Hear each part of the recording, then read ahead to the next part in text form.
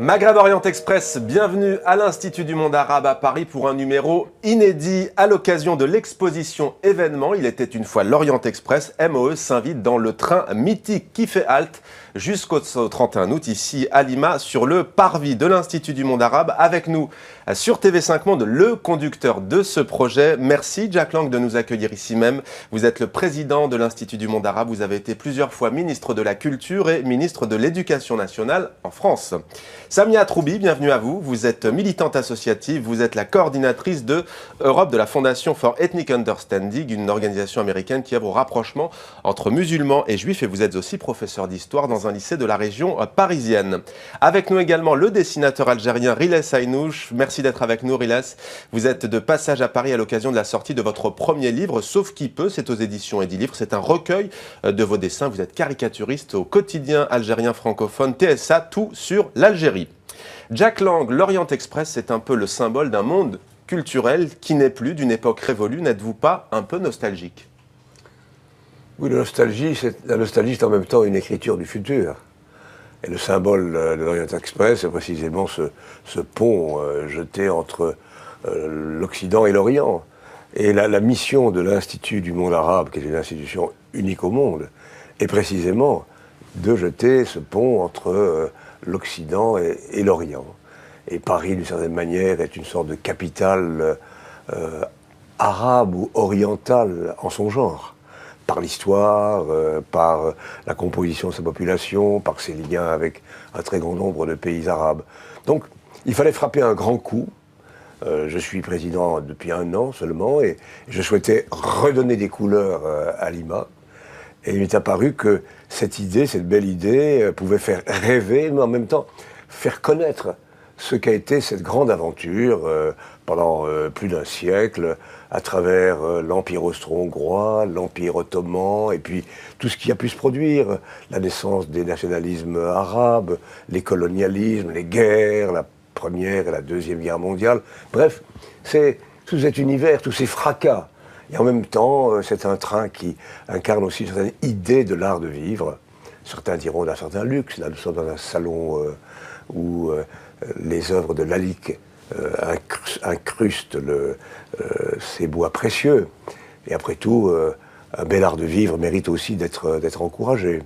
Samia Troubi, vous qui êtes féru de voyage et d'histoire aussi, tout comme Jack Lang, vous qui parcourez l'Europe, la Méditerranée, que vous évoque ce train mythique qui a fasciné tant de générations et qui leur a ouvert les portes de l'Orient? Alors c'est à la fois de la nostalgie, je pense que c'est un superbe moyen pour les jeunes et les moins jeunes qui n'ont pas connu, qui n'ont pas lu par exemple Agatha Christie, de connaître cette histoire, mais aussi c'est un moyen d'entrer dans l'Orient, d'entrer dans cet Orient compliqué, complexe.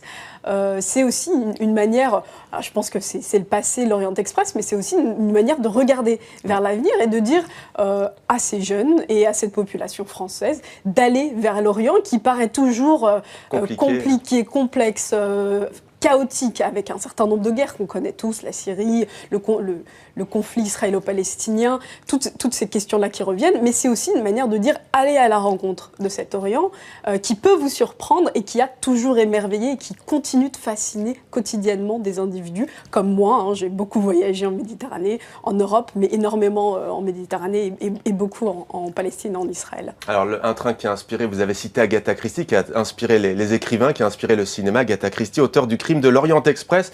Riles Aynouch, quelles sont vos premières impressions dans ce train?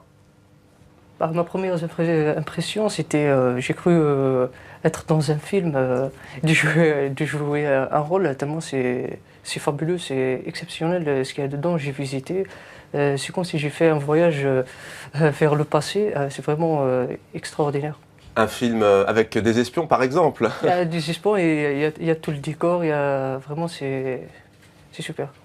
Alors, pour tout savoir, ou presque, sur l'époque, l'épopée de ce célèbre train qui a vu le jour en 1883, il y a donc cette exposition exceptionnelle. Ça s'appelle « Il était une fois l'Orient Express ». Précisons que c'est en coordination avec la SNCF. Alors, il y a des films d'époque, des objets d'époque, des trains miniatures, comme si vous y étiez. Visite guidée avec François-Xavier Freland, Stéphane Guyard, Emmanuel Marty.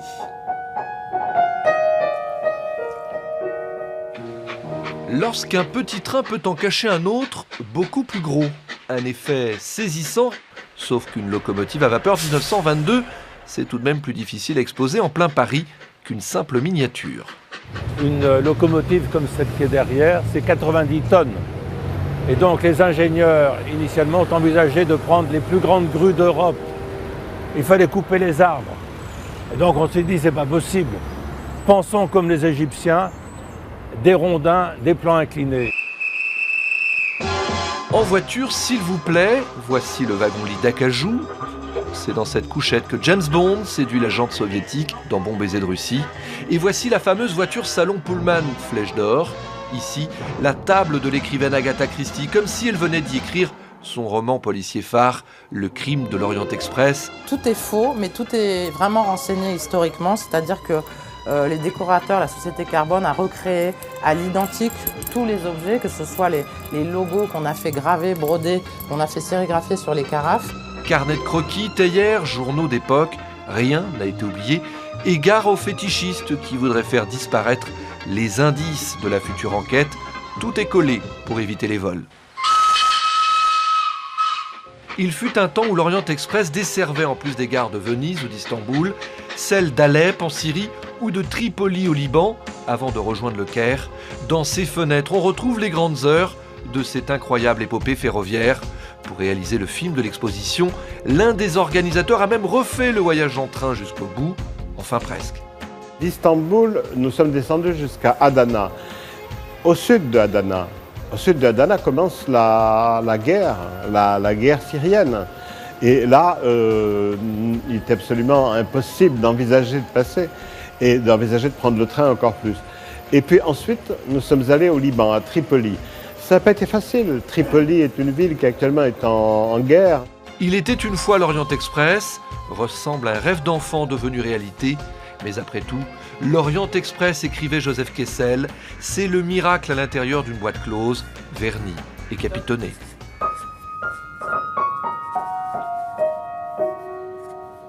Retour dans ce train mythique ici à Paris qu'est l'Orient Express, exposition spéciale à l'occasion donc de cette expo. Nous sommes ici à MOE. Jack Lang, alors pour certains, cette exposition signe le renouveau de l'Institut du monde arabe. L'Orient Express remettrait Lima sur les rails en quelque sorte. Est-ce vrai ?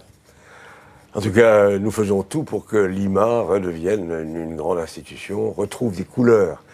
Bon, aujourd'hui s'ouvre cet événement qui va durer pendant 4 mois. Dans 3 semaines, le président de la République et les hauts représentants de la bibliothèque du roi Abdelaziz inaugureront à Lima un événement sur le pèlerinage de la Mecque, qui sera aussi, je crois, une grande découverte. C'est un autre voyage, un voyage dans la spiritualité, une découverte pour beaucoup d'une religion, d'une grande religion universelle. Et nous y présenterons des pièces rares qui nous ont été prêtées par les uns et par les autres. Et puis un peu plus tard, au mois de septembre-octobre, c'est le Maroc contemporain, la Movida marocaine, qui sera là dans tous ses états et dans tous ses éclats.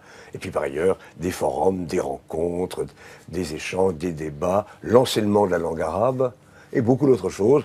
Lima est redevenue une ruche. Alors pendant que Riles dessine, je vous propose de partir sans plus attendre au Liban pour un petit voyage sur les vestiges de l'une des correspondances de l'Orient Express. Anaïs Renevier et Colline Charbonnier sont partis au Liban, donc sur les traces du Taurus Express à Tripoli et dans l'ancienne gare de Beyrouth. Reportage.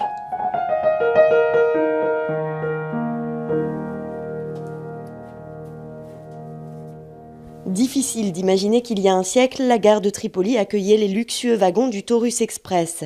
Avant la Seconde Guerre mondiale, les passagers ayant traversé le Bosphore s'arrêtent à Alep, en Syrie, d'où ils peuvent rejoindre l'Irak ou le Liban, avec pour terminus Tripoli.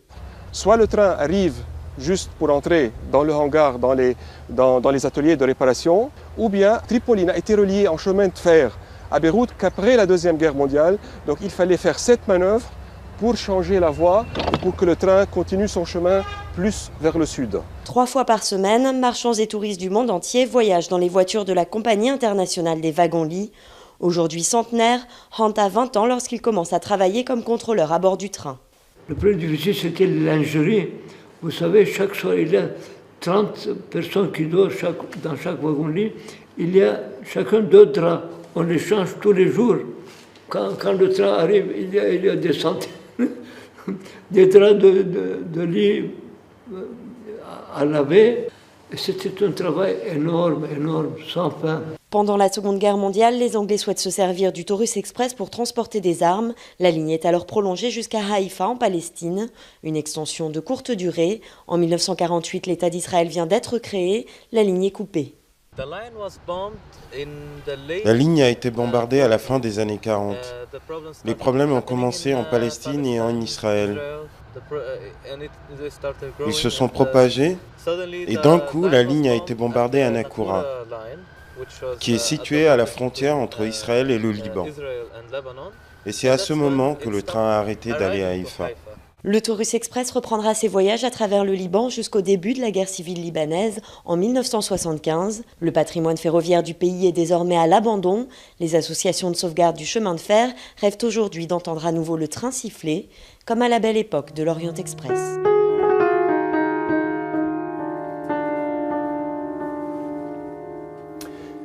Et sachez qu'une demande pour classer la gare de Tripoli au patrimoine historique est en cours auprès du ministère libanais de la Culture.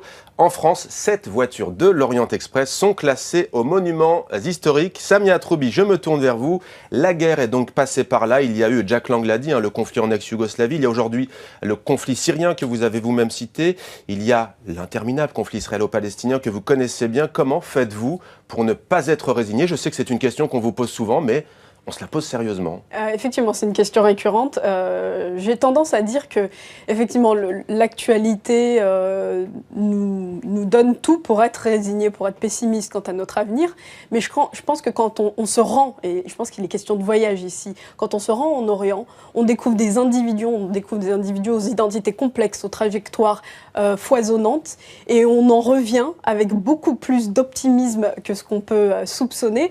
Et puis, je pense aussi que on a parlé de l'interminable conflit israélo-palestinien et de tout. Il y a eu un échec de tous ces leaders, et cette jeunesse qu'on a vue pendant les révolutions arabes, cette jeunesse nous donne espoir, et on peut espérer un jour que, notamment, l'Orient Express reprenne son chemin vers Haïfa. Je sais que très tôt, en 1946, avec les débuts du conflit israélo-palestinien, il n'y a plus de connexion entre ces territoires. On peut toujours espérer, et je pense que c'est aussi pour ça qu'on est là, et qu'il y a l'Orient Express, c'est un regard vers l'avenir. Et c'est un regard vers un avenir meilleur pour l'Orient. Alors le voyage, mais aussi le dessin, Rila Saïnouch, vous, c'est à travers les caricatures que vous essayez de faire bouger les choses, en Algérie notamment. Comment définiriez-vous le rôle d'un caricaturiste? Moi, en tant que caricaturiste, je traduis en images, en fait, ce que je vois, je lis, j'entends. Et en fait, je tire sur tout ce qui bouge. Surtout en Algérie, tellement tout va de travers, donc l'inspiration est omniprésente. Et l'image, je vois c'est un moyen le plus important, c'est pour toucher le maximum de lecteurs, comme le marketing.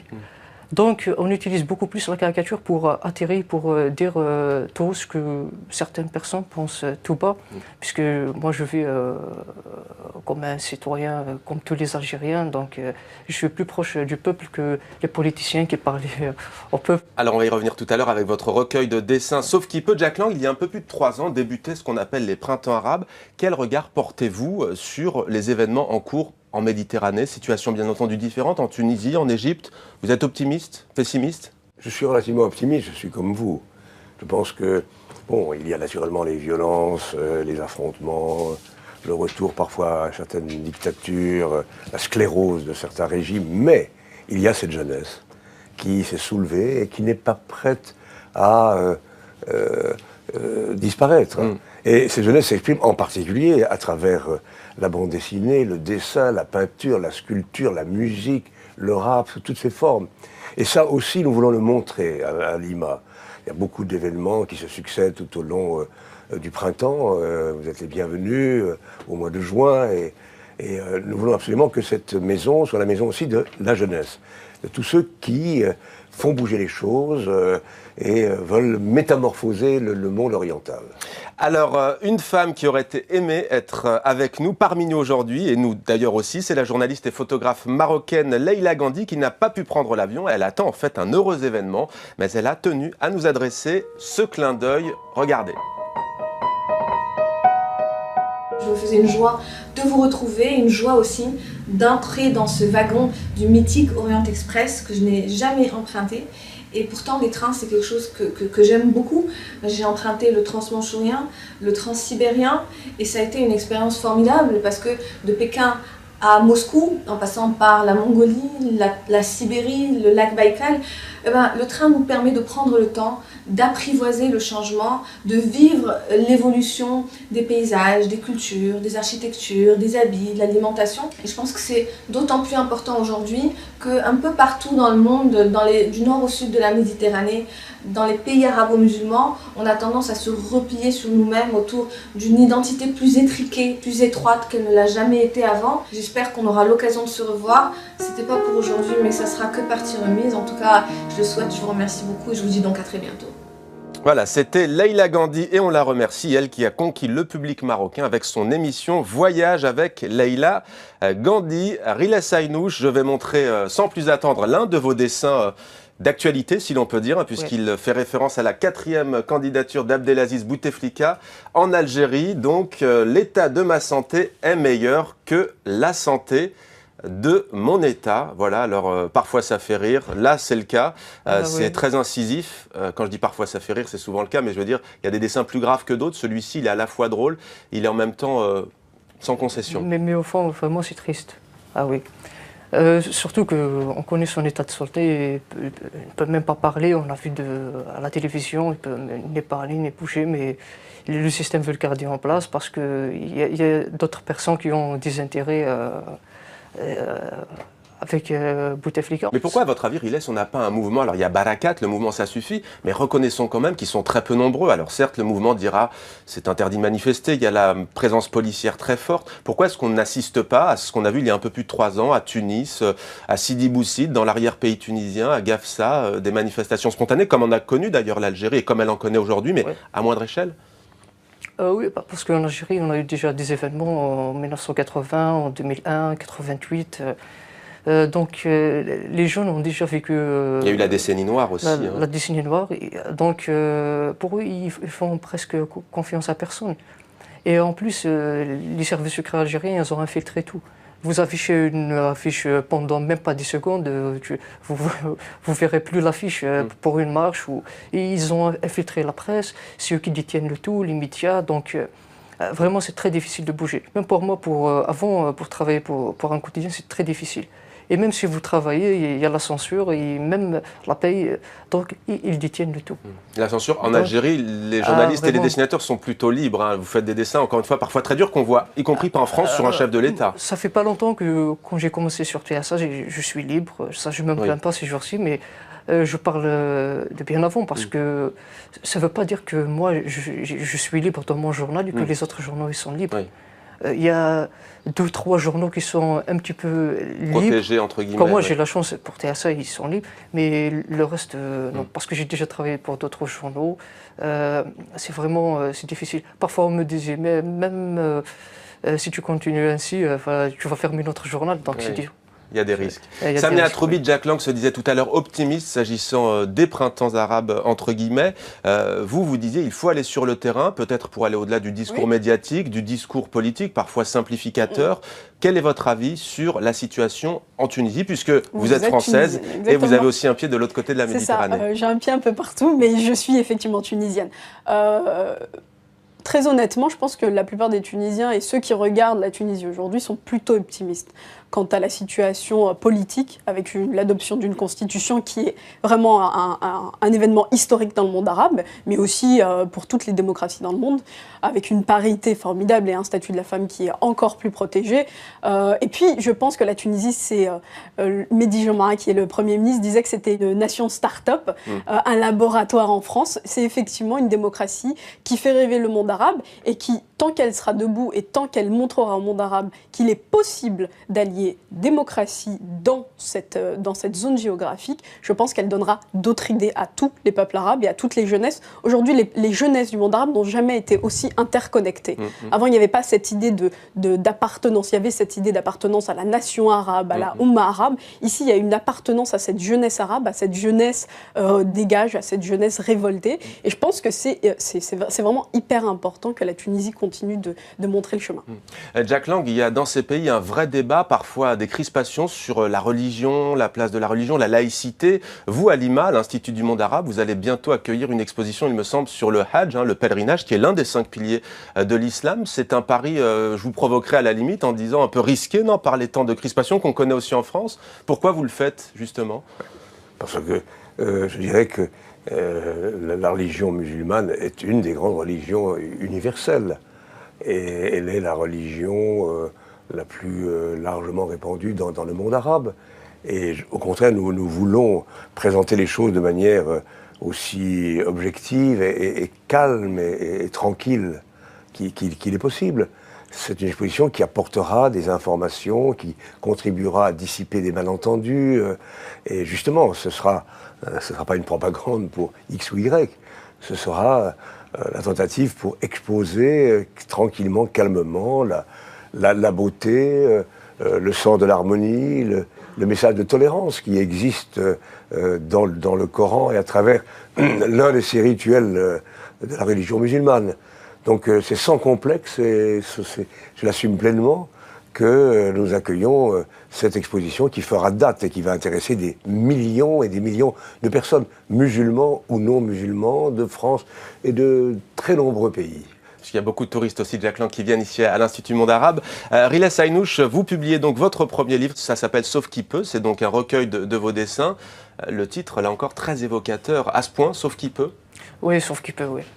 Déjà, même pour le livre, c'est pas seulement se sauver, ça veut dire sortir de l'Algérie, même quand on est un livre, c'est se sauver déjà dedans. Oui. Parce qu'on voyage, comme cette exposition par exemple, un livre, un film, on voyage. Parce qu'en Algérie, on essaye tout le temps de se sauver. Parce qu'il y a beaucoup de compétences étouffées qui n'arrivent pas à s'extérioriser, à s'exprimer. Donc, la fuite des cerveaux, elle continue aujourd'hui en Algérie?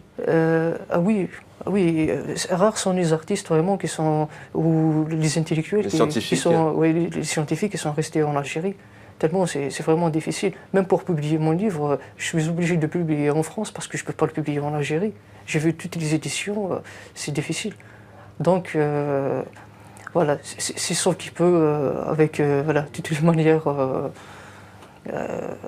avec tous les moyens qu'on peut, voilà. Voyager par le dessin. Samia Troubi, vous êtes passionnée d'histoire médiévale et vous allez bientôt partir au Liban. Racontez-nous. C'est ça. Alors, Palestine d'abord, et puis le Liban où j'effectue notamment des cours d'arabe, des séminaires sur l'histoire du début de l'islam. L'islamisation de la Palestine, c'est mon sujet de thèse. Comment on est passé d'une région plutôt judéo-chrétienne à l'appartenance à cette empire en construction qu'est l'empire arabo-musulman. Comment s'est effectué ce processus-là et comment ces minorités ont continué à persister, à perdurer au sein même d'un empire de plus en plus homogène. Vos élèves, ils sont en quelle classe? Ils sont en terminale. Vous allez les inviter ici à l'Institut du monde arabe? J'espère, oui.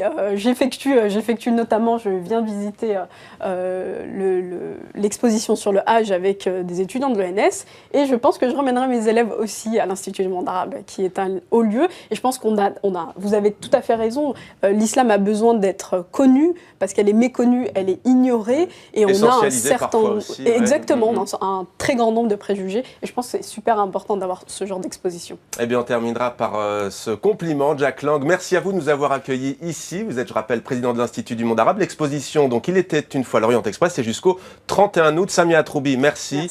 Riles Aynouch, bonne continuation à vous. Merci à tous les trois d'avoir participé à Maghreb de Orient Express. Merci à vous d'être fidèles à MOE.